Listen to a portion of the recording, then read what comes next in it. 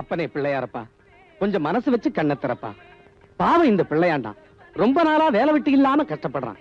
இன்னைக்காவது இன்டர்வியூல அவன் கண்டிப்பா பாஸ் பண்ணணும்.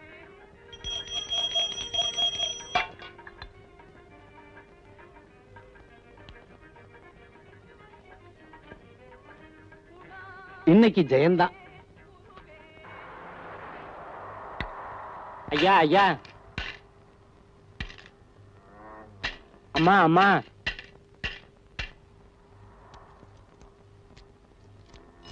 ஐயா ஐயா, ஐ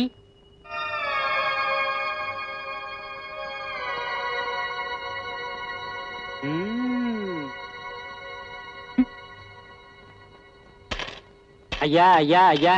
யோ, லயன்ல எல்லாரையும் கேட்டு வந்தில்ல, அவரை விட்டுட்ட?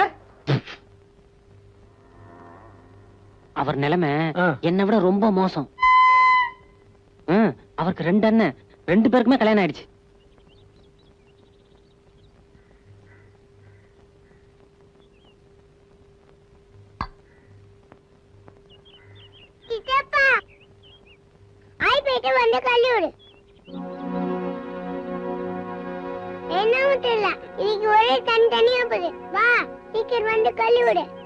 அவன் கூப்பிடறான்ல, காதுல விளைய போடா, போய் கழுவி விடு.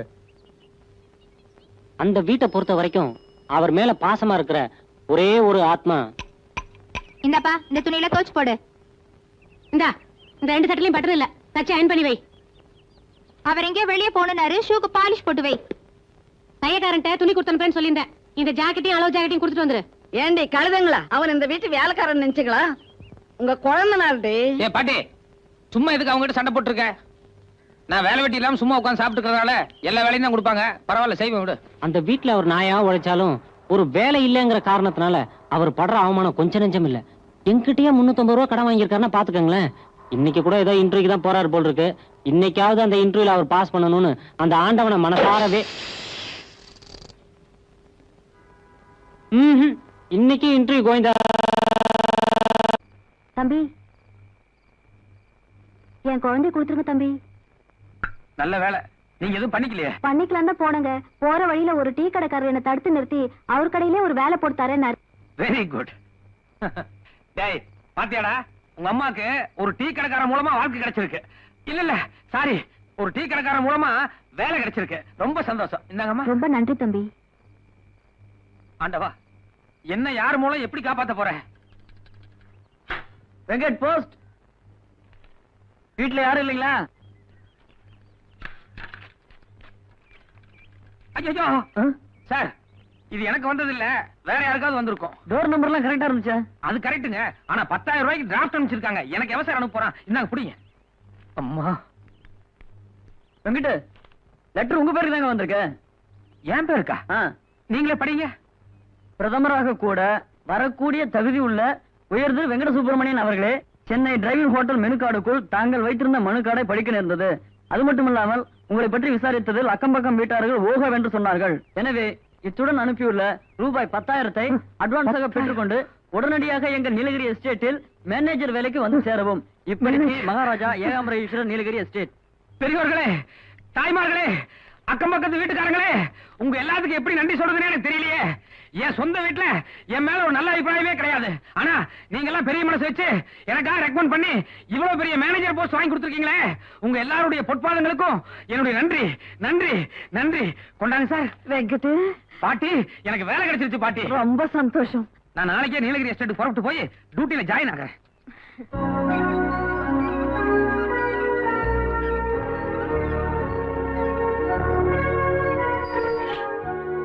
பிரதர், இதான் நீங்க கேட்டீங்களே நீலகிரி எஸ்டேட் பேலஸ். பிரதர், என்ன அசந்து போய் பாத்துக்கிட்டு இருக்கீங்க? ஏதாவது அட்ரஸ் மாதிரி வந்துட்டீங்களா? இல்ல இல்ல, இளைய பையன் அடைஞ்சிட்டேன். இவ்வளவு பெரிய இடத்துக்கு நான் மேனேஜரா வந்திருக்கேங்கிறத என்னாலேயே நம்ப முடியல. ஓ, புதுசா வந்திருக்கிற மேனேஜரா? வாழ்த்துக்கள். வரேன். ஹலோ பிரதர், 7 ரூபா தானே நான் பேசுனேன். 10 ரூபா கொடுத்துட்டு மீதி 3 ரூபா வாங்காம போறீங்க. தெரிஞ்சுதான் கொடுத்தேன். அந்த 3 ரூபாய நீங்க டிப்ஸா வச்சுக்கோங்க. கொஞ்சம் நல்லுங்க. ஏன் பிரதர், எனக்கு என்ன கை முடமா இல்ல கால் முடமா? எனக்கு எதுக்கு டிப்ஸ் 3 ரூபா? அப்படி இல்லைங்க, நானும் உங்களை மாதிரி அடிமட்டத்துல இருந்து வந்தவன். ஒரு ரிக்ஷா தொழிலாளிக்கு பேசுனதை விட 3 ரூபாய் எக்ஸ்ட்ரா கொடுத்தோம்னா ஒரு ஹெல்ப்பா இருக்குமே நினைச்சேன். அப்படியா? உங்க கருணையான உள்ளத்தை நான் பாராட்டுறேன். ஆனா அதே சமயம் அடுத்தவங்க கொள்கையிலையும் கொஞ்சம் கை வைக்காம பாத்துக்கங்க. கொள்கையா? ஆமா, தன்னுடைய உழைப்பு என்னவோ அதுக்கு உண்டான ஊதியத்தை மட்டும் வாங்குறவன் தான் இந்த மாடசாமி. 1 ரூபாய் எக்ஸ்ட்ராவா கிடைச்சாலும் சரி, இல்ல இனாமா கிடைச்சாலும் சரி, அன்னைக்கு நைட்டு பூரா எனக்கு தூக்கமே வராது. குடிங்க. ஒரு தவறு செய்தால் அதை தெரிந்து செய்தால் அவன் தேவன் என்றாலும் விடமாட்டேன்.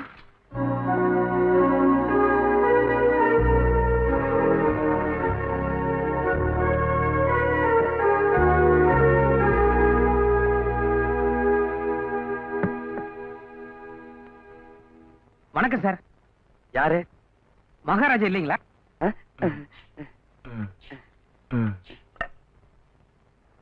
இத பார்த்தா மகாராஜா மாதிரி தெரியலையா?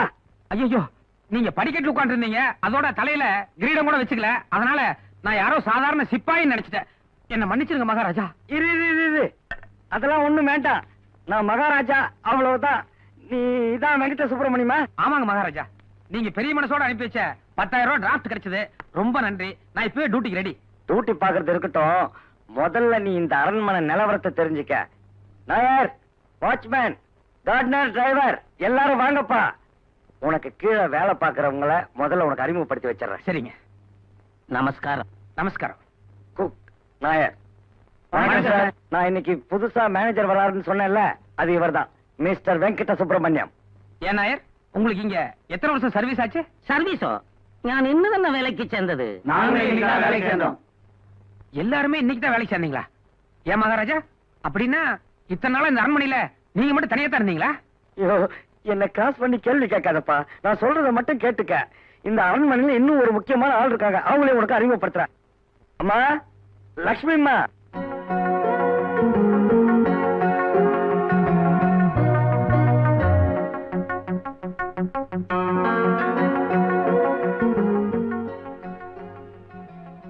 இவங்க நான் இந்த வீட்டுல வேலை பாக்குற பொண்ணு. வணக்கம். வணக்கம். ஏன் மகாராஜா, இந்த பொண்ணு கூட இன்னைக்கு தான் இங்க புதுசா வேலைக்கு சேர்ந்ததா? ஆஹா, இவங்க உண்டானது, பிறந்தது, வளர்ந்தது எல்லாமே இந்த அரண்மனையில தான். ஓ, அப்படின்னா இந்த பொண்ணோட அம்மா பாட்டி இவங்க எல்லாம் கூட இங்கேயே தான் வேலை பார்த்திருப்பாங்கன்னு நினைக்கிறேன். ஆமாப்பா. கெஸ்ட் ஹவுஸ்ல தங்கிக்க, இருக்கிற வேலையை பார்த்து பண்ணிக்க. என்ன கேள்வி மேல கேள்வி கேட்டு டென்ஷன் பண்ணாத, நானே குழப்பத்துல இருக்கேன். டியர் ஃப்ரெண்ட்ஸ், நான் ஏதோ இங்க மேனேஜர், நீங்க எல்லாம் எனக்கு கீழே வேலை பாக்குறீங்க அப்படிங்கிற ஃபீலிங்கே வேண்டாம். அவங்க வேலையை அவங்க கரெக்டா பாத்தீங்கன்னா நம்ம எல்லாம் ஃப்ரெண்ட்ஸ் மாதிரி. ஓகே? சரியான. ஓகே, போய் அவங்க வேலையை பாருங்க. 1 மினிட். நீ மட்டும் இங்கே இரு, உங்ககிட்ட ஒரு சின்ன வேலை இருக்கு. நாயர், நீங்க புறப்படலாம். பெண்குட்டி மட்டும் இவடையோ? இல்ல, அவங்ககிட்ட ஒரு சின்ன வேலை இருக்கு, நீங்க போங்க. அது சரி, மேனேஜர் போஸ்ட் இல்ல.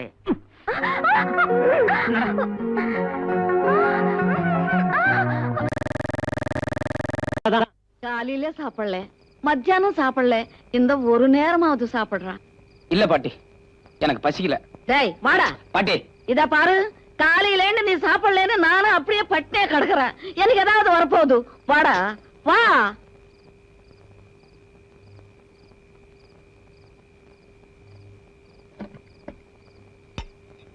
ஏண்டா, இன்னைக்கு கூட இன்டர்வியூ ஃபெயில் ஆச்சுன்னு சொல்றியே, சரியா படிக்கலையா?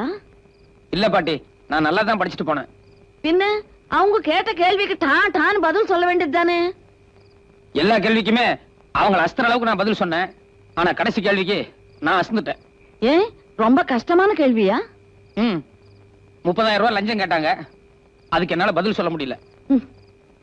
ஒரு அண்ணன் எல்ஐசில வேலை பாக்குறான், இன்னொரு அண்ணன் பேங்க்ல அசிஸ்டன்ட் மேனேஜரா இருக்கான். அவங்க மனசு வச்சா அவனுக்கு எப்போ வேலை கிடைச்சிருக்கும். ஒருவேளை அவங்க ஏதாவது செய்யணும்னு நினைச்சாலும் உங்க அன்னிமார் இருக்காங்களே, உப்பரப்படுத்திக்குவாங்க. சரி, நீ சாப்பிடு. ஏண்டா, காலையில இன்டர்வியூக்கு போனியே, என்னாச்சு? இன்னைக்காவது பாஸ் பண்ணியா இல்லையா? அதை ஏன் கேக்குறீங்க? உங்க தம்பியோட புத்தால்தனத்துக்கு அந்த ஆபீஸ்ல வேலையே இல்லையா? ஏண்டா, உனக்கு வெக்கம், மானம், சூடு, சொரணை எதுவுமே கிடையாதா? இன்டர்வியூல ஃபெயில் ஆயிட்டு வந்து பிளேட் நிறைய போட்டுக்கிட்டு எப்படி உன்னால கொட்டிக்க முடியுது? என்னங்க நீங்க பேசுறது? குதிரை குருடுங்கிறதுக்காக கொள்ளு திங்கறதுல குறைச்சலா வைக்க போகுது? அதானே, நீ நல்லா சாப்பிடுப்பா, அடுத்த இன்டர்வியூக்கு போக வேண்டாம். கிளவி, நெய் ஊத்தி நல்லா பசஞ்சு ஊட்டி விடு.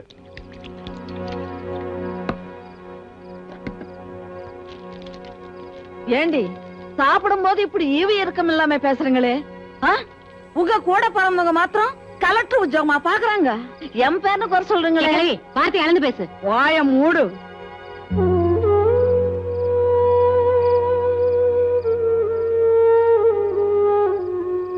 கையெடுக்கலவே, எல்லாம் உன்னால வர்றது. என்னாலயா? பின்ன நான் வெளியே எங்காவது போய் மூட்டை தூக்குனா கூட ஒரு நாளைக்கு 50-60 சம்பாதிச்சு என்னால பொழைச்சிக்க முடியும். ஒவ்வொரு தடையும் நான் வீட்டு விட்டு போகும்போதெல்லாம் நான் மருந்து குடிச்சிருவேன், விஷத்தை குடிச்சிருவேன்னு சொல்லி என்ன நிறுத்தி வச்ச. அதனாலதான் இன்னைக்கு இவ்வளவு கேவலப்பட்டிருக்க. இத பாருடா வெங்கட், உன் காலம் எப்பவும் இப்படியே இருக்காது. உன் அறிவுக்கும் திறமைக்கும் பெரிய சமஸ்தானத்துல உத்தியோகம் கிடைக்கும். அது மட்டும் இல்ல, உனக்காக ஒரு ராஜகுமாரி பிறந்திருக்கா. அவ வந்து ஐ லவ் யூ வெங்கட் அப்படி சொல்ல போறா. அதுக்கப்புறம் உன் வாழ்க்கையே தலைக்கையே மாறப்போகுது. உச்சி குளிர்ந்து ஜில்லுன்னு ஆயிப்போச்சு போ. டேய் வெங்கட், நான் விளையாட்டுக்கு சொல்லல. நேத்து கூட உங்க அம்மா என் கனவுல வந்துச்சு. எங்க அம்மா கனவுல வந்துச்சா? ஆமாண்டா, உனக்கு ஒரு பெரிய சமஸ்தானத்துல உத்தியோகம் கிடைக்குமா. அதோட செல்வ செழிப்போட ஒரு ராஜகுமாரி வந்து உன்னை கல்யாணம் பண்ணிக்குவாளாம். நிஜமாவா பாட்டி? பாத்தியா பாத்தியா, கழுத கூட கத்துது. கழுத கத்துனா என்ன பாட்டி? நல்லா சகனம். கண்டிப்பா உனக்கு ராஜகுமாரி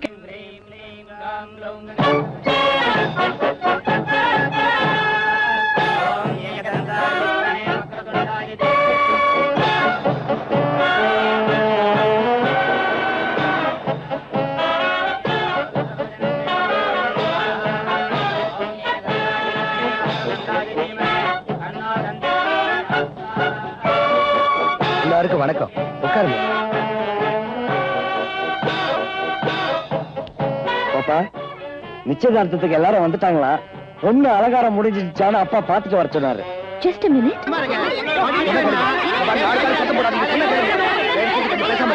சொன்னா கேளுங்க ப்ளீஸ். பேசாம இருங்க. அங்கிள், அங்க என்ன சண்டை? நீ யாருக்கு கிடைப்பங்கிற சண்டைதாம்மா. அந்த 3 தலப்பாக்காரங்க இருக்காங்கல்ல, அதுல ஒருத்தர் உங்க அப்பா வகையில உனக்கு சொந்தமா, இன்னொருத்தர் உங்க அம்மா வகையில உனக்கு சொந்தமா. ஆனா உங்க அப்பா இவங்க 2 பேரையும் விட்டுட்டு 3வது புதுசா ஒரு ஆளை கூட்டிட்டு வந்துட்டாரு. அதுல வர்ற சண்டைதாம்மா. அம்மா, ஹலோ ஹலோ. ஐயோ, ஒண்ணுமே கேட்க மாட்டேங்குது. கொஞ்சம் அமைதியா இருங்களேன். ஹலோ, விஜயராகவன் சார் வீடா? ஆமா சார், விஜயராகவன் சார் வீடு தான். சொல்லுங்க. ஒரு பேட் நியூஸ் சார். என்னது பேட் நியூஸா? ஆமா, ஷேர் மார்க்கெட் டவுன் ஆயிடுச்சு. ஷேர் மார்க்கெட் டவுன் ஆயிடுச்சா? அப்படின்னா எங்க ஐயா கட்டின பணம் மொத்தமும் போயிடுச்சா?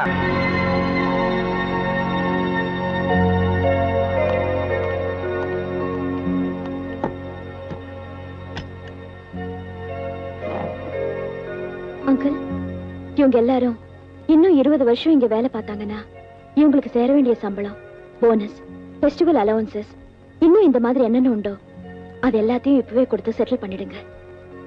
இனிமே இங்க யாரும் வேலைக்கு வேண்டாம். நீங்க எல்லாரும் இங்க இவ்வளவு வருஷம் சின்சியரா வேலை பார்த்ததுக்கு ரொம்ப நன்றி. பாப்பா, செட்டில் பண்ணிட்டு மேல வாங்க.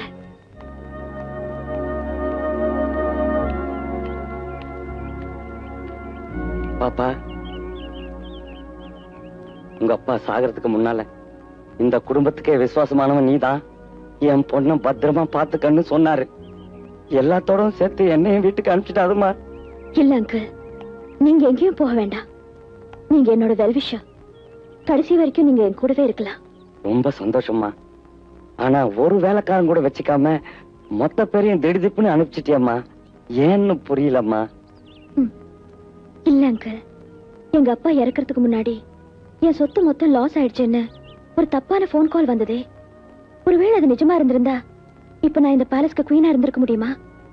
வீதியில நிக்கிற நிலைமை தானே. அதனால இனிமே நான் சிம்பிளா தான் வாழ போறேன். எனக்கு ஒரு டீ காஃபி வேணும்னா கூட நானே போட்டு பழகிக்க போறேன். அது மட்டும் இல்ல அங்கிள், என் கல்யாண விஷயத்துல கூட நான் வேற ஒரு அபிப்பிராயத்துக்கு வந்திருக்கேன். என் அந்தஸ்துக்கு தகுந்த மாதிரி மாப்பிள்ளை வேணும்னு நானும் எதிர்பார்க்க போறது இல்ல. அதே மாதிரி எனக்கு மாப்பிள்ளையா வரப்போறவரும் என் அந்தஸ்தை எதிர்பார்த்து வரக்கூடாது. அப்படி ஒரு சூழ்நிலை வரும்போதுதான் நான் என் கல்யாணத்தை பத்தி யோசிக்க போறேன். அதுவும் கரெக்ட் தான் பாப்பா. உன் சொந்த பந்தமெல்லாம் உன் சொத்துலதான் குறியா இருக்காங்கங்கிறத கண் கூட பாத்துட்டோமே. அப்பா இறந்த அன்னைக்கு இந்த லெட்டர் வந்தது. அந்த கலவரத்துல கொடுக்க முடியல. அங்கிள், ஒரு அவசர வேலையா நான் மெட்ராஸ் போக வேண்டியிருக்கு. போயிட்டு ஒரு 2-3 டேஸ்ல வந்துடுறேன். யோ எவையா அந்த வெங்கட சுப்பிரமணியா கூப்பிடியா இருந்தால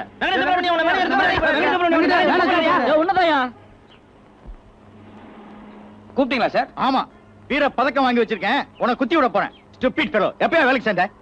நேத்து காலையில சார். 24 மணி நேரம் ஆகல, அதுக்குள்ள உன் புத்திய காமிச்சியா? நான் எந்த தப்புமே பண்ணலையே சார். என்னையா பண்ணல? என்னையா அது? இது என்ன?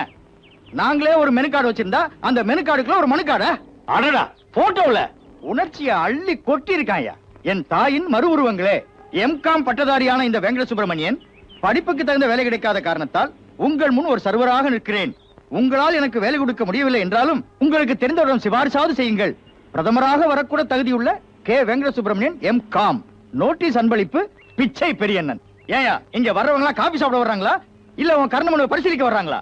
கஸ்டமர்ஸ் எல்லாம் கம்ப்ளைண்ட் பண்றாங்கல்ல. யார் சார் கம்ப்ளைண்ட் பண்ணது? நான் தான் மேன். இதெல்லாம் எனக்கு பிடிக்காது. நீசன்ஸா பிஹேவ் பண்ற. யோ, நாளைக்கு உனக்கு ஒரு பையன் பிறந்து என்ன மாதிரியே ஃபர்ஸ்ட் கிளாஸ்ல டிகிரி பாஸ் பண்ணி இந்த சர்வோத்தியோகம் கூட கிடைக்காம ரோட சிங்கி அடிச்சுட்டு அலம் மோதல வேண்டாயா. நான் வயிறுன்னு சொன்னா அது கண்டிப்பா நடந்துரும். நீ நல்லா இரு. இப்ப என்ன சார்? நீ வேலைக்கு வேணாம், கெட் அவுட் ஐ. தேங்க்யூ.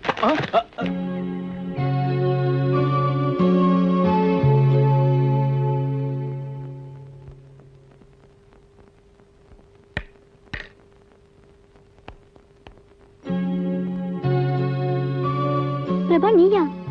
என்னால நம்பவே முடியல. அம்மாக்கு உடம்பு சரியில்லை, ஏதாவது ஹெல்ப் பண்ணுவேன்னு லெட்டர் போட்டேன். ஆனா இவ்வளவு தூரம் நீ நேர்ல வருவேன்னு நான் எதிர்பார்க்கவே இல்ல. அவர் யாரு? அவர் எங்க மாமா.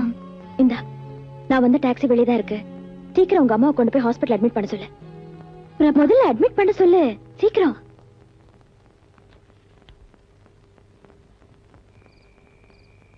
பிரபா, பால் சாப்பிடு. தேங்க்ஸ். டேய், ஏதாவது பேசுனேன்னு பாரு. நீ சும்மா ஊர் சுத்தும் போதே நினைச்சேன் இப்படி ஏதாவது ஒரு காரியம் பண்ணிட்டு வருவேன்னு. இன்னைக்கு குழந்தையோட வந்து நிக்கிறாரு, நாளைக்கு ஒரு பொண்ணோட வந்து நிப்பாரு. எப்போ என்ட்ரிக் பண்ணாலும் ஃபெயில்ல வருவாரு. இந்த மாதிரி விஷயத்துல ஃபர்ஸ்ட் கிளாஸ்ல பாஸ் ஆயிருக்காங்க. அத கண்ணுக்கால் மூக்கல அவனாட்டவே இருக்குது பாரு. இத பாருங்க, சும்மா ஆளாளுக்கு வாய்க்கு வந்த வர பேசிட்டு இருக்காதீங்க. சும்மா அவங்க கிட்ட ஏன்டா கத்துற? நீ இந்நேரத்துக்கு ஒரு குழந்தையோட வந்தாக்கா யாருக்குதான் சந்தேகம் வராது? இது ஏன் குழந்தை இல்ல பாட்டி. பின்ன யாரு குழந்தை? உன் கைக்கு எப்படி வந்தது அதையாவது சொல்லு. சாயங்காலம் ஒரு 5 மணி இருக்கும் பாட்டி. ஆ, நான் பார்க் உட்கார்ந்து படிச்சிட்டு இருந்தேன். ஆ. தம்பி, என்னம்மா? கொஞ்ச நேரம் வரைக்கும் இங்க தானே இருப்பீங்க? ஆமா, ஏன்? இந்த குழந்தைய கொஞ்சம் பாத்துங்க, இப்ப வந்துடுறேன். அப்புறம் என்னாச்சு? 1 மணி நேரம் ஆச்சு, ஆனா அந்த பொம்பளை வரவே இல்ல. அப்புறம் தான் நான் திடீர்னு கவனிச்சேன், அந்த குழந்தை பாக்கெட்ல ஒரு லெட்டர் இருந்தது. சிரமத்திற்கு மன்னிக்கவும், வறுமை காரணமாக குழந்தையை பிரிகிறேன். ஐயோ, குழந்தையை ஒரு காப்பகத்தில் சேர்த்து விடவும். நான் இனி உயிர் வாழப் போவதில்லை. சற்று நேரத்தில் சாக போகும் முத்துலட்சுமி. ஐயோ, கரெக்ட் பாட்டி. உன்ன மாதிரியே தான் நானும் பதறி போய் பக்கத்துல ரயில்வே ட்ராக், கூவநதி எல்லா இடத்துலயும் தேடி பார்த்தேன். ஆனா எங்கேயுமே அந்த பொம்பளை கிடைக்கல. இந்நேரத்துக்கு மேல நான் குழந்தை எங்க விட்டு வர்றது? கடைசிக்கு கவர்மெண்டோட அரசு தொட்டிலையாவது போட்டு வரலாம்னு நினைச்சேன். ஆனா அதுவும் முடியல. பாரு, குழந்தை நம்ம ஜாதி. பாட்டி, இன்னைக்கு ஒரு ராத்திரிக்கு மட்டும் குழந்தை நம்ம வீட்டுல படுக்க வச்சுக்குவோம். காலைல எந்திரிச்சதும் முதல் வேலையா ஏதாவது ஒரு அனாதை இல்லத்துல கொண்டு போய் குழந்தைய விட்டு வந்துடுறேன். ஆமா, இவர் பெரிய ஆம்பளை அண்ணன் தரசா காரணியோட தூக்கிட்டு வந்துட்டார். வேணா வாசலை படுக்க வச்சுக்கோ. நீங்க வாங்க. பாட்டி, ஒரே பனியா இருக்குது. பாய் தலகாணி பெட்ஷீட் இருந்தா கூட குழந்தைய வாசல்ல படுக்க வச்சுக்கிறேன். இது பாரு, பையில பணம் இருந்தா 2-3 கொடு. எதுக்குடா? இல்ல, வறுமையினால அந்த அம்மா தற்கொலைக்காக போனாங்க. அவங்க கிட்ட பால் இருந்ததோ இல்லையோ, இவன் எத்தனை மணிக்கு குடிச்சானோ என்னவோ, கடைசிக்கு ஒரு பால்ட்டியாவது வாங்கி கொடுத்துறேன். அப்பனுக்கே அரக்கோமனும் இடிச்சு போத்துடா மகனே நானா. இந்தா, வருதுடா வருது.